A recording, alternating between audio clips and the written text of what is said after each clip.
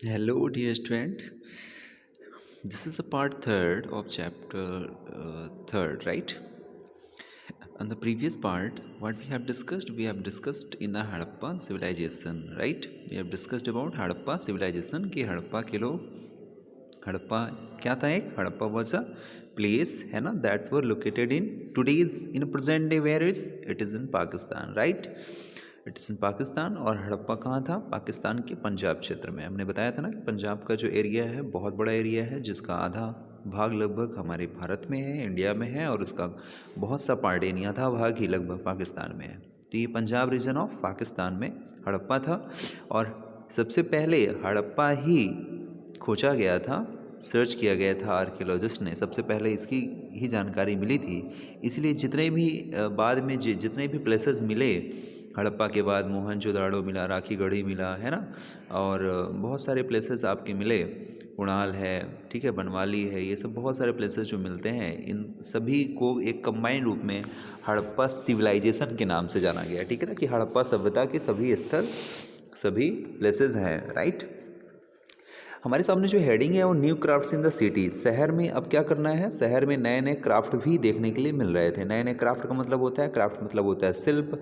शिल्प क्या होता है? शिल्प का मतलब होता है ऐसे शिल्प यानी कि पत्थरों की मूर्तियाँ, एक तरह से कह सकते हैं कि, और या सजावट के लिए कोई सामान बनाने वाले लोग, है ना। जो आपने देखा होगा जब कभी आप किसी भी टेम्पल के आसपास जाते हैं तो वहाँ पर मंदिरों के आसपास आप देखे होंगे बहुत सारे क्राफ्ट आपको दिखाई देते हैं। वुड्स के बने होते हैं, लकड़ियों के खिलौने बने होते हैं, है ना। और क्राफ्ट का एक बहुत बड़ा एरिया है ना। क्राफ्ट आपका एक वॉल पर, दीवार पर भी आप कर सकते हैं, है ना, खुदाई करके उस पर कर्व कर करके आप उस पर एक स्ट्रक्चर बना सकते हैं, कोई आर्किटेक्ट बना सकते हैं। तो आइए देखते हैं कि शहर में किस तरह से क्राफ्ट का हमें रूप देखने के लिए मिलता है। यहाँ पर देखेंगे कि let us look at the some of the objects that were made and found in Harappa cities. Harappa शहर में बहुत सारे जो क्राफ्ट थे आर्कियोलॉजिस्ट को उसके भी प्रूफ मिलते हैं। कहाँ से मिलते हैं? Most of things that have been found by archaeologist are made of stone. किससे बने होते थे? स्टोन से बने होते थे जो क्राफ्ट थे। सेल से बने होते थे, मेटल से बने होते थे। मेटल मतलब समझते हैं ना आप लोग, मेटल इंक्लूडिंग कॉपर। उनमें होता क्या था? मेटल में कॉपर होता था, ब्रॉन्ज होता था, गोल्ड होता था, सिल्वर होता था। आप समझिए, आप गोल्ड सिल्वर के भी जो एविडेंस हैं वो मिल रहे हैं, राइट। कॉपर एंड ब्रोंज, जो कॉपर और ब्रोंज होता था वो use to make tools weapons, यानी टूल्स बनाने में, वेपन्स बनाने में, ऑर्नामेंट्स गहने, ठीक है ना, आभूषण, वेसल्स बनाने में भी, ठीक है ना। Gold and silver were, vessel मतलब बर्तन भी, ठीक है। Gold and silver were use to make ornaments and vessels. ये इंपॉर्टेंट लाइन है कि गोल्ड और सिल्वर का इस्तेमाल किस में हुआ था? टू मेक ऑर्नामेंट्स में या तो वेसल्स में। अब आप समझिए, राइट। देखिए यहाँ पे क्या दिया हुआ है, साइड में देख लीजिए, टॉप स्टोन वेट्स। यहाँ देखेंगे स्टोन वेट्स में क्या है, notice how carefully and precisely these weights are saved. क्या कहा गया कि जो स्टोन वेट है, जो भी क्राफ्ट बनाए जाते थे, जो उनका वेट होता था, भार होता था, आप ध्यान से देखिए, हाउ केयरफुली, कितना केयरफुली तरीके से, सावधानी पूर्वक ही लोग ठीक तरीके से उसका वेट लेते थे और उसका आकार भी उसी हिसाब से बना देते थे, राइट। मतलब आज से इतने साल पहले 14,700 ईयर्स एगो लोग क्या बना रहे हैं? ऑर्नामेंट्स बना रहे हैं, आभूषण बना रहे हैं, ठीक है ना। क्या बना रहे हैं? ऑर्नामेंट्स बना रहे हैं, वेसल्स बना रहे हैं, और उनमें क्या इस्तेमाल कर रहे हैं? गोल्ड और सिल्वर का इस्तेमाल कर रहे हैं। कैसे कर पाते होंगे? उनके पास क्या टेक्निक रही होगी? ये अपने आप में एक स्ट्रेंज है, राइट। कभी मतलब काफ़ी सोच कर हमें बड़ा आश्चर्य होता है कि कैसे इस तरह से बना लेते रहे होंगे, ठीक है। और देखिए इसमें इंपॉर्टेंट बात ये है कि उनका जो शेप होता था बड़ा अच्छा रहता था। इतना शेप कैसे निकाल लेते थे, इतना प्रॉपर शेप, है ना। These were make of chert. ये ज़्यादातर किससे बने होते थे? चर्ट। चर्ट क्या होता है? Chert is a kind of stone, एक पत्थर का टाइप होता है, जैसे चर्ट है, सिलखड़ी है, ठीक है। इस तरह से बहुत सारे पत्थरों के टाइप थे। These were probably used to weigh these were probably used to weigh precious stone और metals। वेग का मतलब है उसको अच्छी तरीके से मेज़र करके, माप करके, तौल करके, ठीक है। प्रीसियस स्टोन और मेटल्स का इस्तेमाल करते थे, राइट। बीड्स, बीड्स क्या होता है? बीड्स वही है, बीड्स मतलब एक तरह से मनका, जहाँ पर ये सारी चीज़ें बनती थी, ठीक है ना।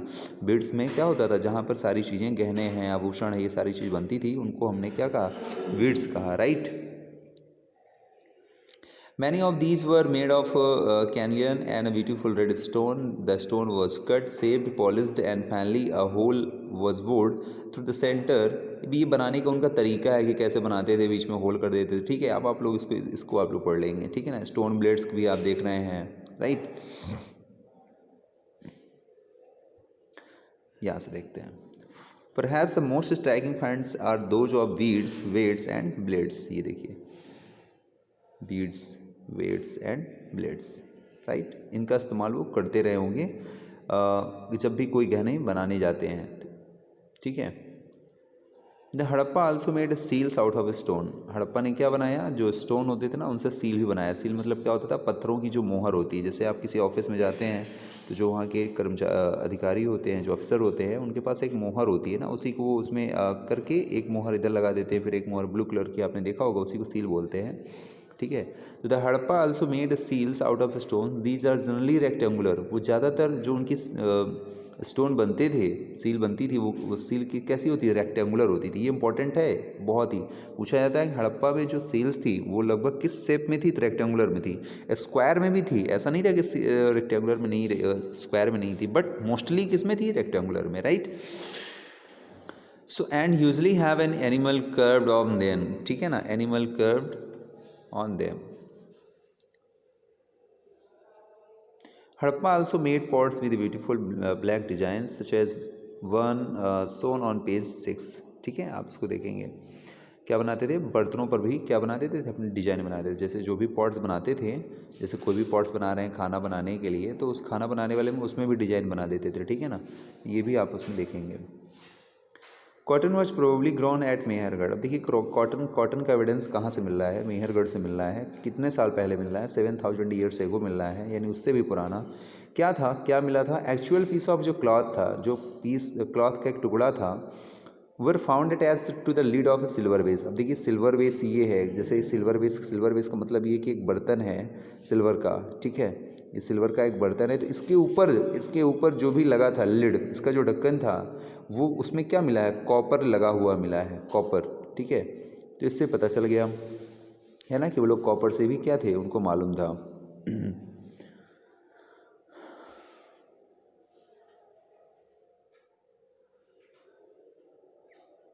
कॉपर ऑब्जेक्ट्स एट मोहनजोदाड़ो कहाँ से मिल रहा है, मोहनजोदाड़ो से मिल रहा है। ये भी इंपॉर्टेंट है कि आप इसको भी याद रखें, मोहनजोदाड़ो से मिल रहा है। Archaeologists have also found spindle whorls. ठीक है ना, एक घूमता हुआ, जैसे चारों तरफ से उसमें कवर होता है ना, स्प्लिंडर वोल्स, उनको फाउंड हुआ उन्होंने। ठीक है, made of terracotta and fans. ठीक है, टेराकोटा का मतलब क्या होता है, टेराकोटा का मतलब होता है जो मिट्टी के खिलौने होते हैं, उन्हीं को टेराकोटा बोला गया। और फायंस देखिए, आपका दिया हुआ फायंस क्या होता है, लाइक स्टोन और सेल, एक सेल और स्टोन की तरह तो नहीं, but that are found in naturally. ये पाया गया, फायंस इज अ मटेरियल, एक ऐसा मटेरियल होता था दैट इज आर्टिफिशियली प्रोड्यूस, जिसको मतलब लोग बनाते थे, आर्टिफिशियली प्रोड्यूस करते थे। ठीक है ना, नेचुरली नहीं होता था। जैसे स्टोन है, सेल है, ये तो नेचुरली होते थे, नेचर से हमें मिल जाते डायरेक्ट। लेकिन ये जो फायंस है ना, फायंस को क्या करते थे, बनाते थे लोग। अब क्या क्या चीज़ों से मिलकर बनाते थे, देखिए क्या था, एक प्रकार का गम था। अब यही इंपॉर्टेंट है आपके लिए, गम। फायंस से क्या निकल रहा, गम, गम। लेकिन किस तरह से गम का इस्तेमाल किया गया, वो आगे दिया गया कि gum was use to shape and sand. Gum का इस्तेमाल इस तरह से किया जाता था,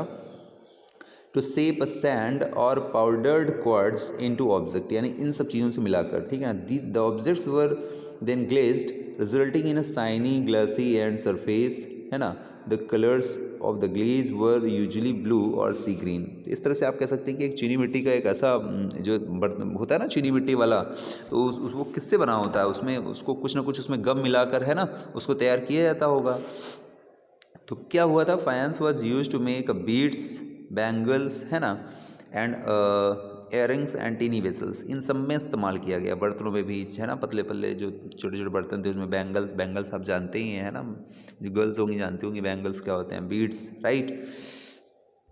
So made of terracotta and fans, these were used to spin thread. These were used to spin thread.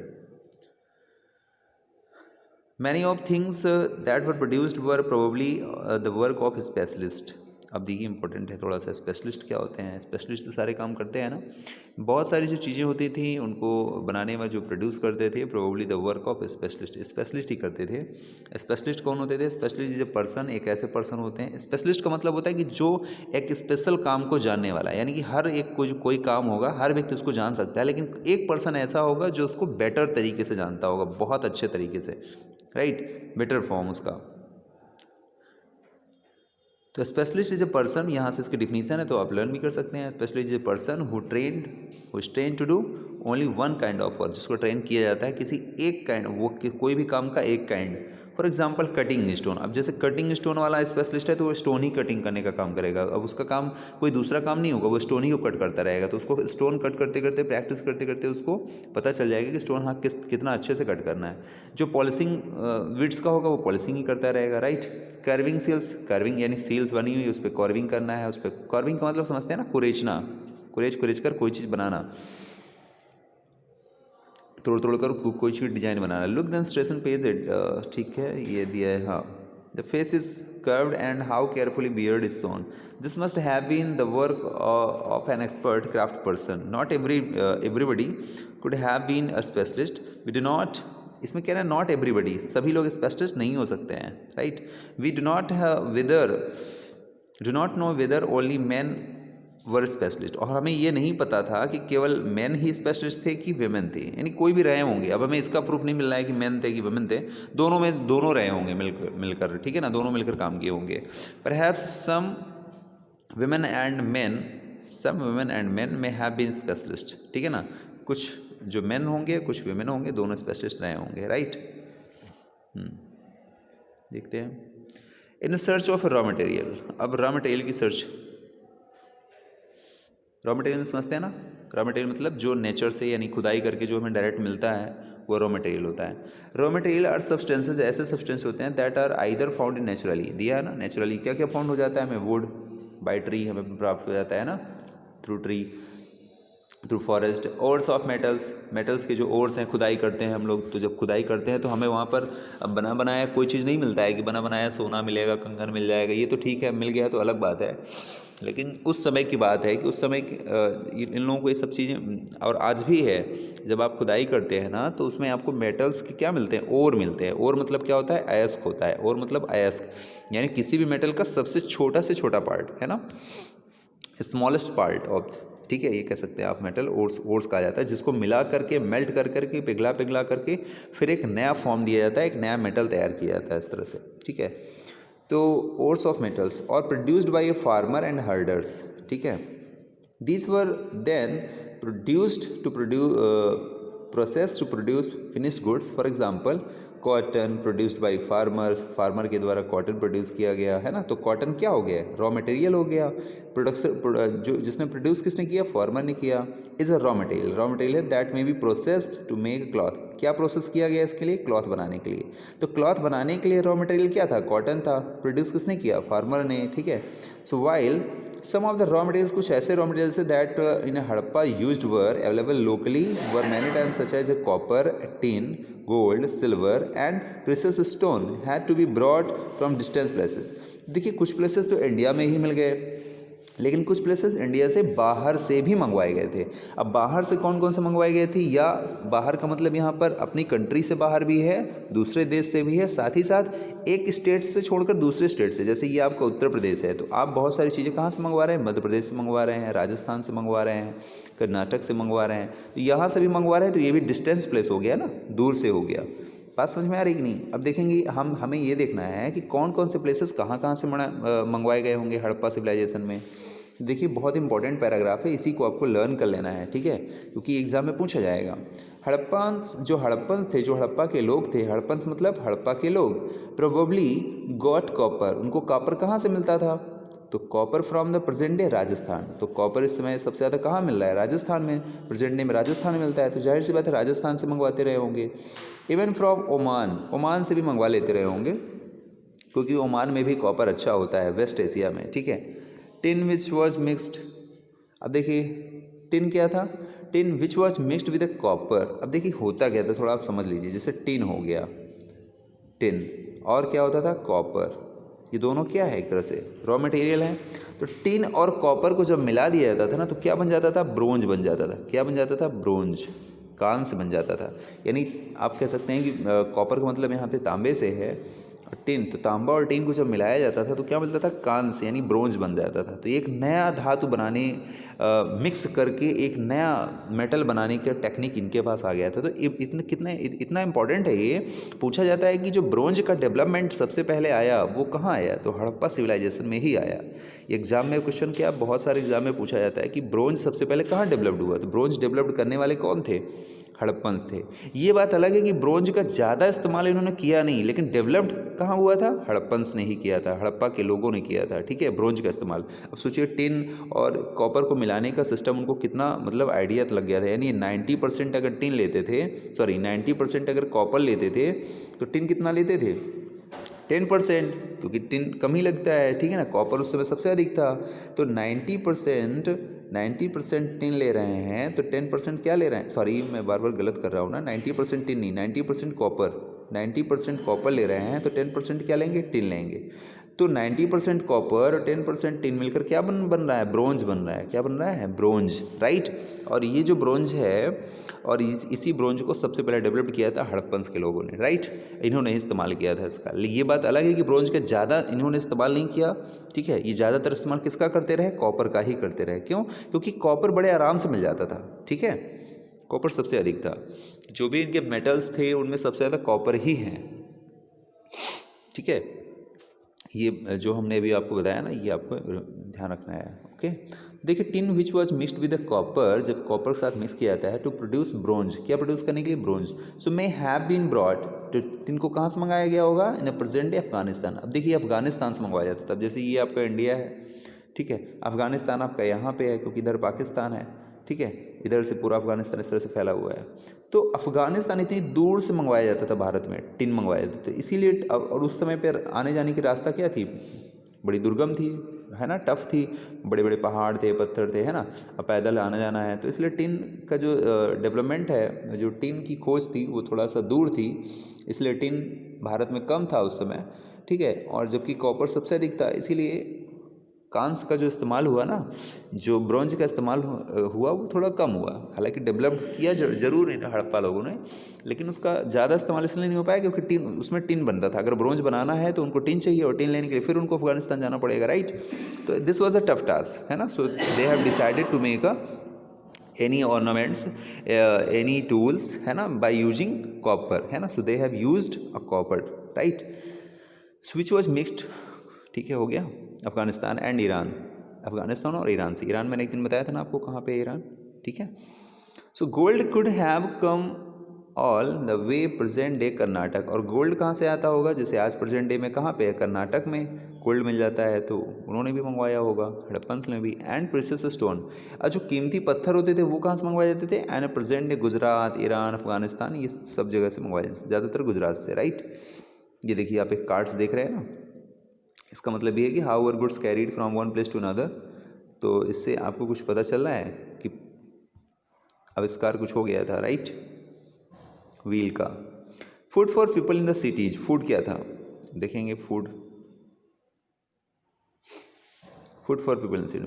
Well many people lived in the cities, ज़्यादातर लोग सिटीज़ में रहते थे, other livings in the country side. और country side के, देखिए country side का मतलब यहाँ पे विलेज है, कंट्री साइड का मतलब क्या है, विलेज। कंट्री साइड का मतलब ये नहीं लगाना कि देश में, देश के अंदर रहने वाले लोग, देसी यानी गाँव के लोग।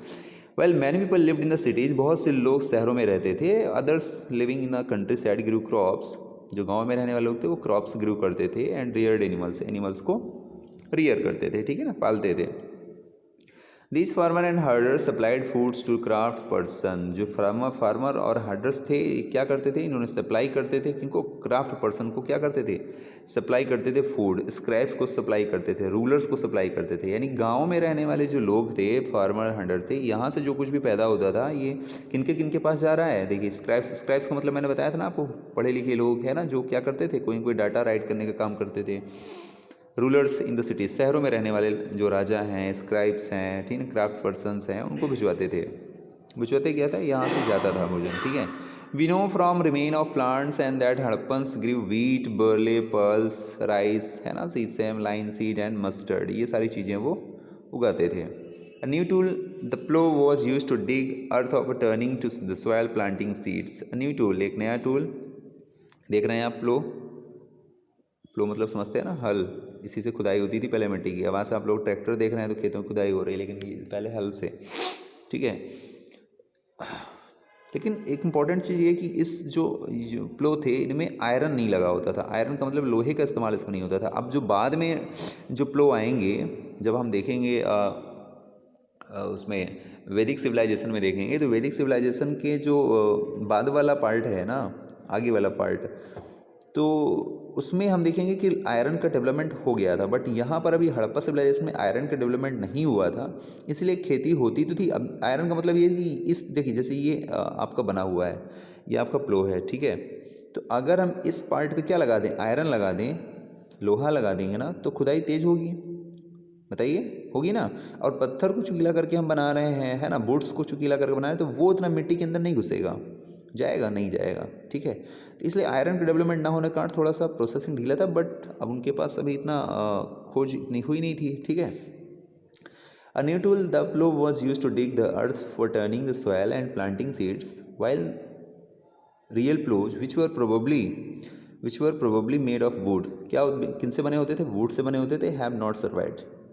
अब यही था कि वो सुरक्षित नहीं रहे। Twice models have been found, twice के मॉडल भी, as this region does not receive heavy rainfall, और इतनी ज़्यादा भारी बारिश, मूसलाधार बारिश नहीं होती थी। Some of the form of irrigation may have been use, बहुत सारे इरीगेशन के फॉर्म इस्तेमाल किए गए। अब देखिए, इरीगेशन का मतलब होता है सिंचाई, इरीगेशन का मतलब होता है कि सिंचाई, खेतों की सिंचाई करना। तो खेतों की सिंचाई करने के लिए वो लोग भी अलग अलग टेक्निक्स जानते थे कि कैसे हमें खेतों तक पानी पहुंचाना है। जैसे कि आज लोग पहुंचाते हैं ना, इतना उनका दिमाग पहले से डेवलप हो गया था, पहले भी डेवलप था, ठीक है।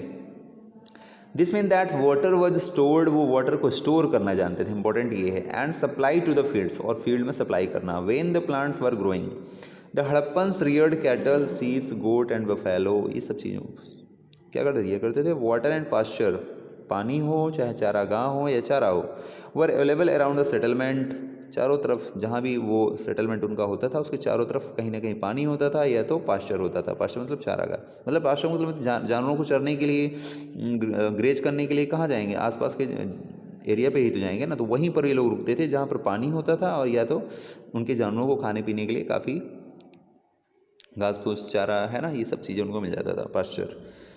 However in the dry summer months, गर्मियों के महीने में क्या होता था, ये जो चारे होंगे सूख जाएंगे, ठीक है।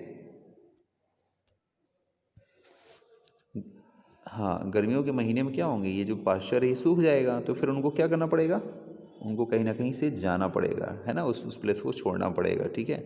तो यही इनके साथ भी हुआ था कि water and pasture were available around the settlement. However in the dry summer months large herds and of animals were probably taken to the greater distance in a search of grass and water, इनकी सर्च में दूर चले जाते थे। They also collected fruits like were caught fish and hunted wild animals like the antelope. Closure look Harappa towns in Gujarat, Gujarat में Harappa towns कैसे थे उनको भी आप देख लीजिए। अ सिटी ऑफ धौलावीरा, ये इंपॉर्टेंट है, धौलावीरा इंपॉर्टेंट है आपका, धौलावीरा ये यहाँ पे आपका धौलावीरा, यहीं गुजरात है आपका, यहीं धौलावीरा है, ठीक है। ये आपका इंडिया का मैप है तो गुजरात यहीं है, धौलावीरा भी यहीं है।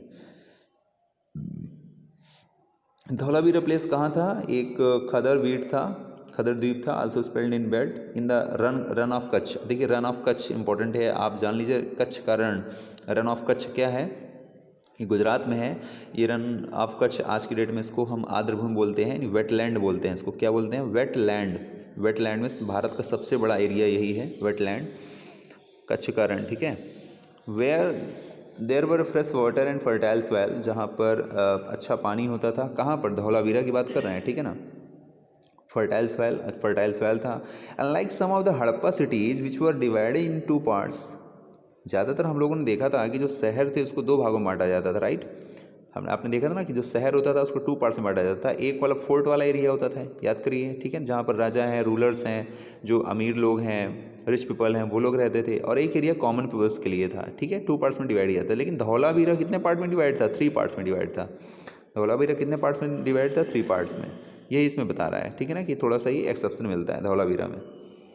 Divided into 3 parts, in each part was surrounded with massive stone walls with entrances through gateway, सभी जगह गेटवे थे।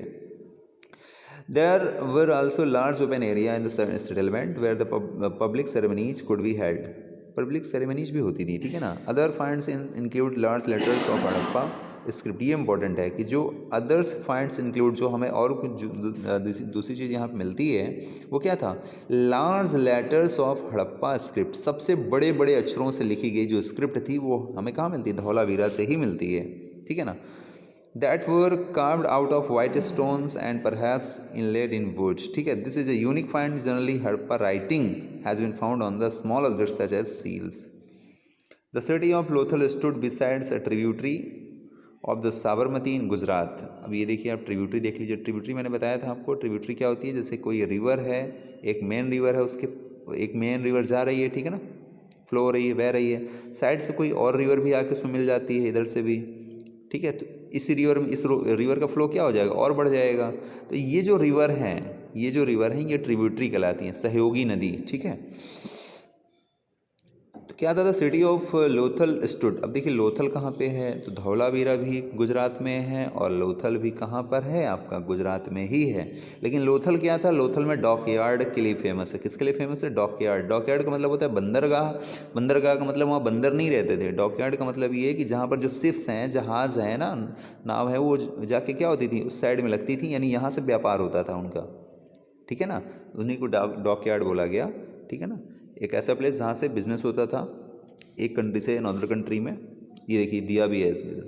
अ dockyard at Lothal. This huge tank may have been dockyard where the boats and ships came in from the sea and through the river of channel. ठीक है, goods were probably loaded and unloaded here. यहाँ पर goods जो सामान होता था उसको load या अनलोड करने का काम होता है, उसी को हम लोग डॉकयार्ड बोलते हैं, जिसका सबसे अच्छा एग्जाम्पल आपको लोथल में मिल जाएगा, गुजरात का जो लोथल है. तो ये देखिए ये जो पिक्चर बनी हुई है ना, ये बता रही है कि यहाँ पर क्या था, ये साइड में ये डॉकयार्ड ही है, ठीक है ना. यहीं पर सिर्फ आती रही होगी, लगती रहोगी. आज ये टूटी हुई अवस्था में इस तरह से पिक्चर हमें दिख रही है, ठीक है. आर्कियोलॉजिस्ट को मिला तो आर्कियोलॉजिस्ट ने आपको दिखा दिया. The city of Lothal stood beside the tributary of the Sabarmati in Gujarat. Gujarat की कहाँ पर है, साबरमती पर, नदी पर लोथल आपका है. लोथल आपका कहाँ पे है, साबरमती पर. Close to the gulf of Khambat. Khambat की खाड़ी भी है यहीं पर, साबरमती नदी के किनारे पास में, ये उसका प्लेस है. It is situated near areas where the raw material such as the semi precious stones were easily available. ये ऐसी जगह में लोथल था जहाँ पे बड़े आराम से सेमी स्टोन्स मिल जाते थे. सेमी स्टोन्स का मतलब समझते हैं ना, कुछ ऐसा पत्थर जो पूर्णतः पत्थर भी नहीं है, ठीक है, और कुछ मेटल्स भी उसमें कुछ चमकीला. This was an important centre for making objects out of stone, shell and metals. There were also store houses in the city. Store house भी थे शहर में. Many of the seals. Store house का मतलब जहाँ पर कोई सामान हम इकट्ठा करके रख सकते हैं. Many of seals and sealings क्या थी, the impression of seals and clay were found in the store houses. A building that was found here was probably a workshop for making beads. Pieces of stone, half-made beads, tools for bead making, and finished beads have all been here. क्या मतलब इसका, देखिए एक ऐसी building जो कहाँ मिल गई, जो probably workshop for making beads, यानी एक ऐसा लोथल में एक ऐसा प्लेस था, लोथल एक ऐसा प्लेस था जहाँ पर डॉकयार्ड तो था ही, ठीक है ना. वहाँ पर शिप्स आते थे, जो गुड्स है, goods are loaded and unloaded on that place, that were called dockyard. It was in a Lothal. And Lothal where is, Lothal is situated in at river Sabarmati, है ना, एंड एट आप कह सकते हैं कि गल्फ और बंगाल की जो खाड़ी पर है, ठीक है. लोथल आपका गुजरात में है. इसके अलावा क्या होता था, इसके अलावा यहाँ पे वीड्स था. वीड का मतलब होता है मनका. वीड्स का मतलब होता है मनका, जहाँ पर गहने, है ना, ये सारी चीज़ें बनाई जाती हैं. तो ये इसके लिए भी ये लोथल फेमस था, ठीक है. यहाँ पर ये सारा काम होता था. वर्कशॉप था एक तरह से, बहुत बड़ा वर्कशॉप था, जैसे फैक्ट्री होती है ना जहाँ पर ये सारा काम होता है, तो वर्कशॉप था यहाँ पे. मेकिंग बीड्स बनाने का काम. क्या क्या होता था, प्राइसेस ऑफ स्टोन, महंगे जो कीमती पत्थर होते हैं उनसे. हाफ मेड बीड्स, छोटे. टूल्स फॉर बीड्स मेकिंग, ठीक है ना. And finished beads have all been found here. जितने भी टाइप के हैं सब कुछ यहाँ पर मिलते थे. सील एंड सीलिंग देख लीजिए क्या होता है. सील क्या होता है, सील मतलब मोहर, सीलिंग मतलब मोहर करना. जैसे ये एक पत्थर है, तो इस पत्थर में कई छेद कर दिए गए. अब इसको हम जैसे ही इस पर कुछ कलर करके तुरंत उसको कहीं पर करेंगे तो ये सारे पॉइंट यहाँ पर अगली जगह बन जाएंगे, तो ये सीलिंग हो जाता है. तो सील एंड सीलिंग आप लोग पढ़ लेंगे, पढ़ा दें. सील में have been use to stamp bags और पैकेट्स। सील क्या होते थे, में हैव बीन कहाँ इस्तेमाल होते थे, स्टाम्प करने में, मोहर मारने में, ठप्पा मारने में। बैग्स और पैकेट्स, जो बैग होते थे, पैकेट्स होते थे कंटेनिंग गुड्स, जिसमें गुड्स होता था, है ना, that were sent from one place to another. जैसे हम एक प्लेस से दूसरे प्लेस भेज रहे हैं तो उसमें हम एक सील मार के भेजते थे, दूसरा लोग पहचान लेते थे कि अच्छा यहाँ का है, ठीक है। After a bag was closed, वो और टाइट, बैग को बहुत टाइट और क्लोज कर दिया जाता था। Layer of wet clays was applied on knot and the seal was pressed on it. The impression of the seal is known as sealing। और इनका जो impression होता था ना सील का, उसी को हम सीलिंग बोलते हैं, ठीक है। Mystery of the end. अब देखिए मिस्ट्री ऑफ द एंड में हम क्या पढ़ने वाले हैं, हम इसमें ये पढ़ने वाले हैं कि हड़प्पा सिविलाइजेशन आखिर फिनिश कैसे हो गई। तो इसमें बहुत सारे जो हिस्टोरियन हैं वो अपनी अलग अलग बात लिखते हैं, है ना। कुछ मानते हैं कि हड़प्पा जो सिविलाइजेशन, जैसे ये हड़प्पा सिविलाइजेशन थी जो आपकी कहाँ से कहाँ फैली थी, जम्मू कश्मीर में फैली थी। जम्मू कश्मीर से लेके अगर दैमाबाद तक बात किया, थोड़ा इंपॉर्टेंट चीज़ है, आप लोग समझ लीजिए इसको लास्ट में। हड़प्पा सिविलाइजेशन आपका जो विस्तार था वो कहाँ तक था, तो आप यहाँ देखिए कि ये जम्मू कश्मीर है आपका, तो जम्मू कश्मीर से लेकर दैमाबाद कहाँ है, महाराष्ट्र में, तो यहाँ से लेकर यहाँ तक फैली हुई थी। और इसके बाद आप अगर इधर देखेंगे तो इधर बलूचिस्तान है आपका इधर, ठीक है ना, पाकिस्तान में है, पाकिस्तान में क्षेत्र है एक बलूचिस्तान, जहाँ पे मेहरगढ़ आपने पढ़ा है, ठीक है। वहीं पर बलूचिस्तान से लेकर इधर मेरठ में, यानी इधर से आप देखेंगे मांदा है, जम्मू कश्मीर में एक प्लेस है मांदा से लेकर दैमाबाद तक, और इधर बलूचिस्तान से लेकर इधर यहाँ मेरठ यानी उत्तर प्रदेश के क्षेत्र तक यहाँ तक फैली हुई थी। यानी इतना बड़ा क्षेत्र उसका हड़प्पा सभ्यता था। तो एक बड़ा आश्चर्य होता है कि इतनी बड़ी सभ्यता अचानक से आखिर फिनिश कैसे हो गई, ठीक है। इसको डेवलप रहना चाहिए यार, इसी के आगे होना चाहिए सब सारी चीज़ें, तो आखिर तो इसका मतलब ये था कि वहाँ ये इसके फिनिश होने के कई रीज़न थे, क्योंकि किसी एक कारण से फिनिश नहीं हुई होगी, राइट। इसमें कई सारे रीज़न रहे होंगे, क्योंकि इतना बड़ा प्लेस था एक साथ एक ही, जैसे आप कुछ स्टूडेंट्स क्या कह रहे हैं कि इसमें बाढ़ आई, ठीक है ना, फ्लड्स आया और यह पूरी हड़प्पा सभ्यता फिनिश हो गई। तो बाढ़ आएगी, अगर फ्लड्स आएगा तो कुछ ही प्लेसों को तो डिस्ट्रॉय करेगा, सारे प्लेसेस थोड़ी डिस्ट्रॉय कर देगा। जो प्लेसेस बिल्कुल रिवर के पास में रहे होंगे, जैसे मोहनजोदाड़ो सिंध पे था, हड़प्पा रावी नदी के पर था, तो इनको तो हम लोग मान सकते हैं, लेकिन बाकी प्लेसेस थोड़ी मान सकते हैं। कुछ लोग कहते हैं कि महामारी फैल गई थी, बीमारियां हो गई थी, ठीक है, इसकी वजह से भी हो सकता है। तो हम एज अ रिजल्ट जो टोटल हमें रिजल्ट ये मिलता है कि ये सभ्यता जो फिनिश हुई है वो किसी एक रीजन से फिनिश नहीं हुई है। यहाँ का एडमिनिस्ट्रेशन सिस्टम क्या हो गया था, फेल हो गया था। जैसे एडमिनिस्ट्रेशन सिस्टम का क्या था कि जैसे कोई ना कोई शासक रहा होगा, तभी तो नालियाँ बहुत सिस्टम से बनाई जाती थी, है ना। आपने देखा कि वाटर, छोटी छोटी नालियों का पानी एक बड़ी नाली में आता था, आपने पूरे इस चैप्टर में पढ़ा, ठीक है ना। जो 90 डिग्री पर एंगल पर समकोण पर इनकी जो रोड्स थी, जो इनकी रोड थी वो 90 डिग्री पर क्या करती थी, कट करती थी, सिस्टम से बनी होती थी, रोड बनी होती थी। जो उनके घरों के दरवाजे थे, ठीक है, वो मेन गेट पर लोथल में आप देखेंगे कि खुलते थे, ठीक है, एक सिस्टम से घर बना हुआ था, नालियों का पानी बड़े आराम से बह जा रहा था। एक इतना अच्छा शहर डेवलप हुआ था, और अचानक से किसी एक रीजन से फिनिश नहीं हो सकता है, धीरे धीरे कई अन्य कारणों से ही फिनिश हुआ होगा। तो आइए देख लेते हैं अलग अलग हिस्टोरियन क्या क्या बात करते हैं। Around 3900 years ago we find the beginning of the major change. बहुत सारे चेंजेस हुए। People stopped living in the many of the cities. लोगों ने शहरों में रहना बंद कर दिया लगभग। राइटिंग सील्स एंड वेट्स, जो राइटिंग का काम होता था, सील्स का काम होता था, and weights were no longer use, इनका भी इस्तेमाल नहीं होता था ज़्यादातर। Raw materials brought from the long distances, जो दूर दूर से रॉ मटेरियल लाए जाते थे वो भी बहुत कम लाए जाने लगे। मोहनजोदाड़ो में क्या हुआ, in Mohenjodaro we find the garbage piled up on the streets. अब मोहनजोदाड़ो में हम देख रहे हैं कि जो कूड़ा कचड़ा है ना वो सड़क पर पड़ा हुआ है, जबकि हड़प्पा सिविलाइजेशन में ऐसा नहीं देखने के लिए मिलता है, ठीक है। ड्रेनेज सिस्टम ब्रोक डाउन, जो नालियाँ थी उनका सिस्टम टूट गया। एंड न्यू लेस इम्प्रेसिव, और न्यू इम्प्रेसिव बहुत ही हाउस जो थे काफ़ी इम्प्रेसिव हाउस नहीं बन रहे थे। इवन ओवर द स्ट्रीट्स, ठीक है, even over the streets. Why did all this happen, आखिर कैसे हुआ होगा, we are not sure, but some scholar suggest that the rivers dried up, others suggest that was deforestation. We are not sure, some of scholar suggest that rivers dried up, जो नदियाँ हैं वो सूख गई होंगी, ठीक है ना। Others suggest that the deforestation, jungle cut गए होंगे, डिफॉरेस्टेशन शुरू हो गया होगा, है ना। भाई डिफॉरेस्टेशन होगा तो उनको खाने पीने के लिए कहाँ से मिलेगी कोई चीज़ें, तो हो सकता है इस वजह से ये सभ्यता फिनिश हो गई, वहाँ के लोग चले गए हों। This could have happened because fuel was required for baking bricks. ईंटों को पकाने का जो काम है वो पूरी तरह से फिनिश हो गया है ना, जैसे कालीबंगा में और बहुत सारे लोथल में मकान बनाए जाते थे, है ना। And for smelting copper ores, coppers को जो ओर्स होता था उसको स्मेल्ट करना, वो फिनिश हो गया। बिसाइड ग्रेजिंग, जो ग्रेजिंग वर्क होता था, जानवर चारा चरने जाते थे, है ना, खाने जाते थे, घास जो खाते थे, ठीक है। Large herds of cattle, sheeps and goats may have been destroyed the green cover. अब ग्रीन कवर खत्म हो गया तो सीप्स और गोट का भी काम फिनिश हो गया। But none of these reasons, लेकिन इनमें से कोई भी एक रीजन हम परफेक्ट तरीके से नहीं कर सकते, can explain the end of all cities. ये इंपॉर्टेंट लाइन है, ठीक है ना। But none of these reason, लेकिन इनमें से कोई भी रीजन हम लोग ये नहीं कह सकते कि इस पूरी सभ्यता इन किसी एक कारण से फिनिश हो गई। बहुत सारे कारण ये रहे होंगे जिनकी वजह से फिनिश हो गई, ठीक है। इसके बाद फ्लडिंग और river drying up would have had effect only some area. जो फ्लडिंग है, बाढ़ है, ठीक है, और river drying up would have had effect on only some area. जो ज़्यादातर टोटल एरिया निकल के यही आ रहा है कि जो फ्लडिंग हुई, रिवर ड्राइंग, अब नदियाँ सूख गई, इसकी वजह से भी कुछ रीजन चले गए। लेकिन मैंने आपको स्टार्टिंग बताया ना कि किस तरह से, ठीक है। इट अपीयर्स, ऐसा प्रतीत होता है कि age of the rulers lost control. इसका मतलब ये था, इन सब चीज़ों को देख कर ये समझ में आता है कि जैसे मोहनजोदाड़ो में कूड़ा कचड़ा पड़ा हुआ मिला सड़कों पर, ठीक है, और छोटी छोटी चीज़ें भी हम लोगों ने जस्ट पीछे पढ़ा।